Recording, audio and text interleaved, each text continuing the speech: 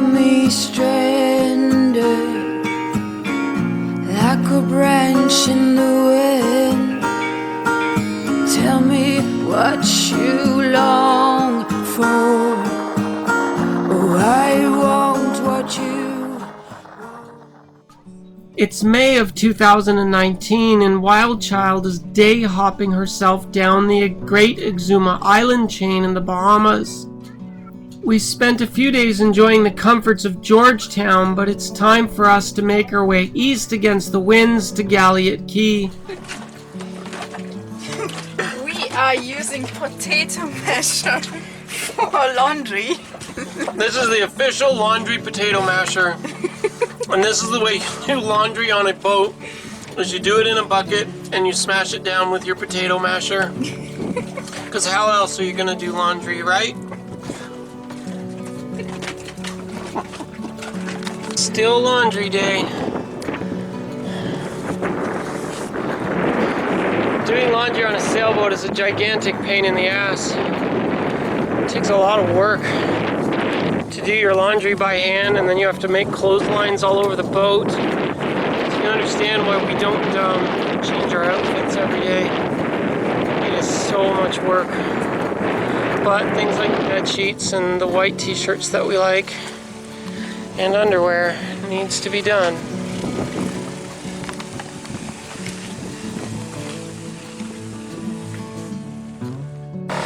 So, WildChild is underway. We're leaving GeorgeTown Exuma. Lovely place, very lovely little beach bar called the Chat and Chill with that very famous road sign to places all over the world and very full of tourists.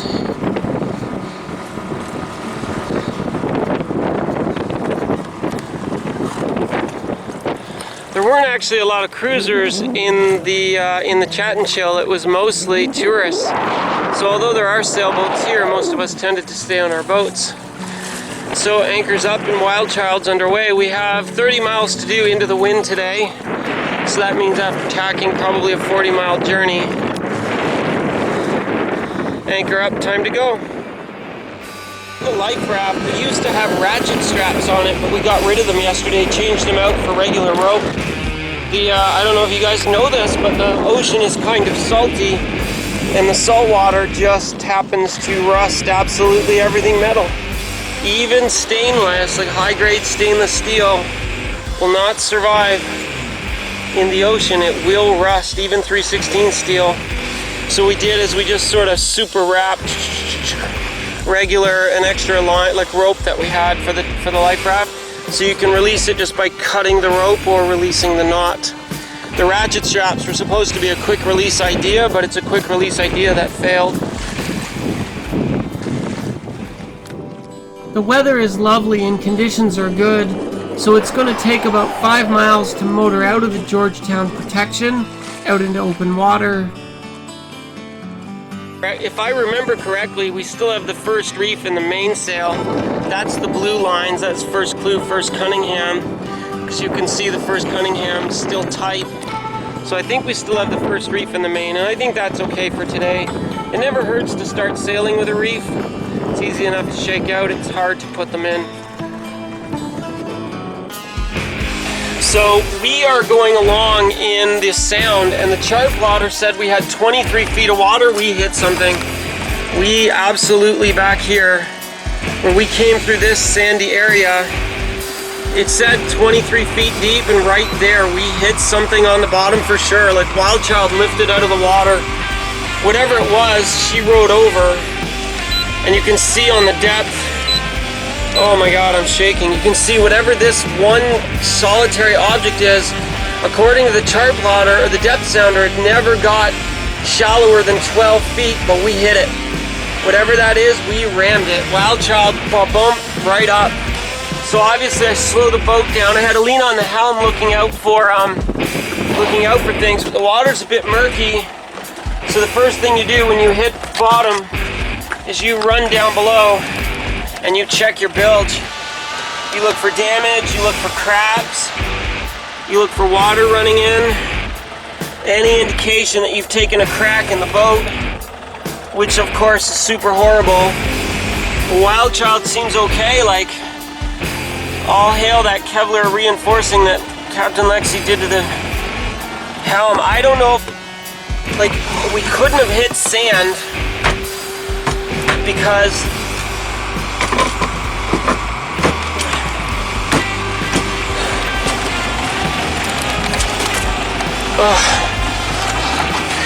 it couldn't have been sand because we were in 23 feet of water and there's one solitary object sticking up 12 feet. I don't think it was a rock, or I guess it could have been a rock. Couldn't have been sand. We're in 23 feet of water. Chart plotter said no rocks. It didn't feel like a rock. It kind of went boom, like it went. You could feel WildChild boom, boom, up and over whatever it was. A rock would sort of smash and pull the nose down. This we rode over. I don't know if it was a sunken vessel or what, but that was awful. That is the first and only time WildChild has actually hit bottom like that. We were in 23 feet of water.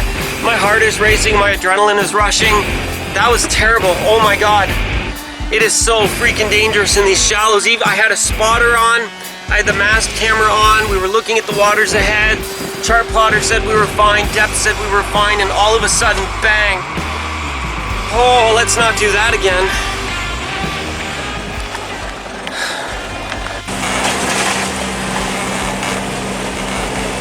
So we're trying to get WildChild out of Georgetown, and this is Lexi, very stressed out, very high on adrenaline, very pissed off, very frustrated.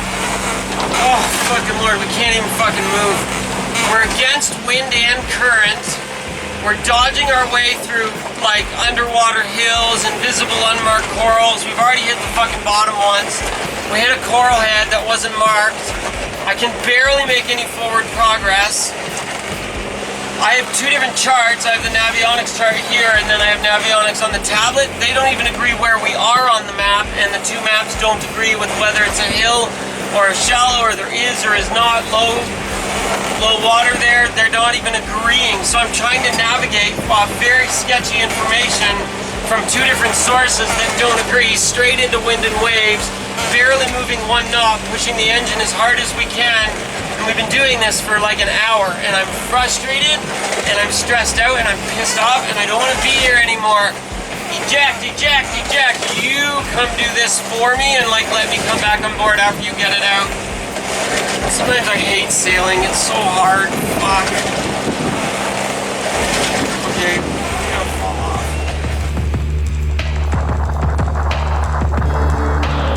I don't know what I can tell you about sailing besides what I've already shown you. After hours of fighting our way out of Georgetown, we finally make it on course where we're fighting upwind all day, tacking back and forth against the wind and waves. And it's just like this for hours and hours and hours. The conditions are not bad, it's not rough, it's not terrible, it's just monotonous. All day into the wind and into the waves, poundy poundy, smashy smashy.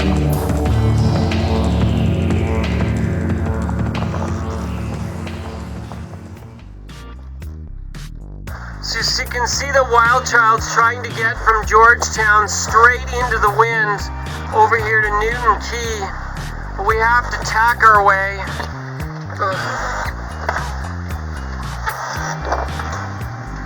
We have to tack our way back and forth because we're going basically straight upwind. So WildChild is, 14 over 5 in a wind angle in the high 30s, low 40s. We're gonna have to make another tack. We want to get over here, but on the last tack we couldn't cut up enough, so we'll make another tack out and then make our way in. So we're only 10 miles from Costa Maria Light, but it's going to take us 15 miles to get there. We have to make another tack soon to come out and then back because WildChild's going straight into the wind. Oh.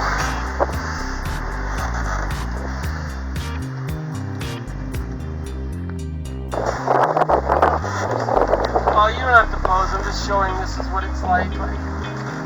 Two girls sitting at the helm, just chatting and eating chips. Because what should you do when you're at the helm? Clearly you should eat chips and chat with your friends. Nothing else. We're not fishing. We could be fishing, but I just don't want to deal with having to get a fish in if we caught one right now. Because when you're pounding into the wind, it's a little uncomfortable to try to get a fish up on the deck. Oh, you know, to be on the side deck of the pounding, trying to lift the fish up, it's kind of sucky. You can see it's 10 to 8. WildChild has the anchor down in Calabash Bay off Galliot Key. It was a very kind of long day. We were kind of late to get to Georgetown and we hit a coral head, so it was a rough day. I want to show you guys something interesting now. So one of the things I want to show you guys, we didn't think to grab the camera at the time, is what do you do when the charts and the maps are completely wrong? About an hour ago, we were sailing out there in 4,000 feet of water, and then if you look at the chart plotter here, this shows you that we're sailing along in 5,100 feet, 4,800 feet, and then we come to the contour where that's a very steep cliff comes up, and then we're standing on the edge of a bank, you know, where it's 100 feet deep. But we don't have a depth reading. If we're in 100 feet of water and there's no depth, oh my God, that must mean that our depth sounder's no longer working. So we go out and show the tablet. So we run downstairs and we grab the tablet for the same area where we came in. It doesn't show a round piece of land. And that, if we compare the two, if you can show both, try to zoom out and show both. I don't know. Can you see both? Yeah, kind of. So when this said, when the main chart plotter using Navionics said we should be in 108 feet of water and we had no depth reading, this tablet said that we were still way out to sea in 2,000 feet of water. Thought, well, that's weird. How could they both be so completely wrong? Where this shows an even coast, you know, a mile in, a mile further out, this one shows this bump of a coast. It's not there. The chart plotter is completely wrong. So we had no depth reading, but when the tablet said that we were coming onto the bank, and the tablet said that the depth should come up, suddenly we started to see depth readings. When the tablet said we'd come up the hill and we were in 300 feet, we got depth reading of 300 feet. However, on the main chart plotter, this cliff is actually over here. Look how wrong that is. That this line, this cliff, is not even shaped like this. It's a flat line, and it's way up here. It's a mile closer to shore than Navionics thinks it is. Navionics is off on a 5,000 foot ridge, and they are off by 1 mile for its location and off on the contour and shape of it. So that's why it's good on your boat sometimes to be able to have a backup. Like WildChild had, they're both Navionics. This is a more recently updated one. But sometimes it's good to be able to navigate with a second opinion on where am I and where am I going. Because that one, the main chart plotter, was extremely wrong.